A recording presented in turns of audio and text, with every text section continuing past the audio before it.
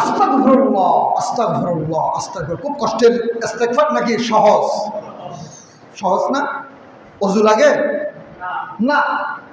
গাড়িতে বসেছি, হাঁটতেছি, দোকানে বসেছি, কাজ করতেছি, যেখানে যাই হাঁটতে বসতে যদি বলি আস্তাগফিরুল্লাহ, আস্তাগফিরুল্লাহ, আস্তাগফিরুল্লাহ, আস্তাগফিরুল্লাহ, আস্তাগফিরুল্লাহ ওয়া আতুবু ইলাইহি, আস্তাগফিরুল্লাহ ওয়া আতুবু ইলাইহি, সব সময় যদি ইস্তেগফার করি তাহলে কয়েকটা ফায়দা।